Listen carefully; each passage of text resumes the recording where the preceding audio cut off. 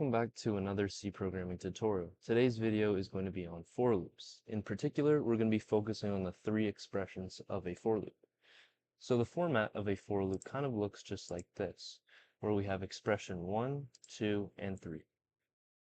Now, expression 1 is executed once before the loop starts, and expression 2 is evaluated before each iteration of the loop, and expression 3 will be executed regardless after each iteration.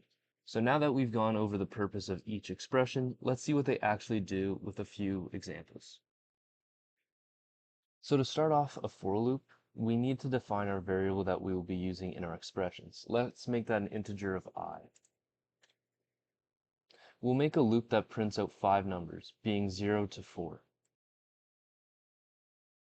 So we'll execute the I equals 0 once before the loop starts, then we'll check after each iteration that the I is less than 5, and after each loop we'll add 1 to I by doing I++.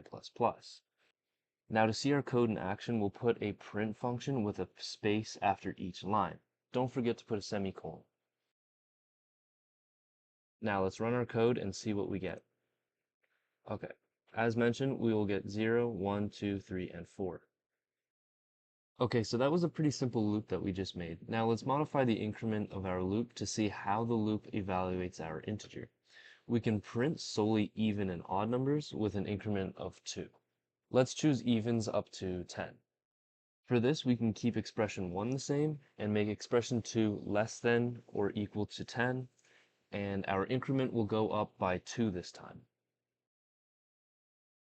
Let's print this new loop off and see what we get now. Now that we've printed off all of the even numbers from 0 to 10, let's try doing it with odd numbers. So all we have to do to change this is just make our initial expression 1 equal to 1. And now we have 1, 3, 5, 7, 9, all the odd numbers from 0 to 10. To do for loops, let's try nested for loops. So a nested for loop is just a loop inside of a loop. This comes in handy when you want to use or make rows and columns of numbers, and this is particularly useful when making 2D lists.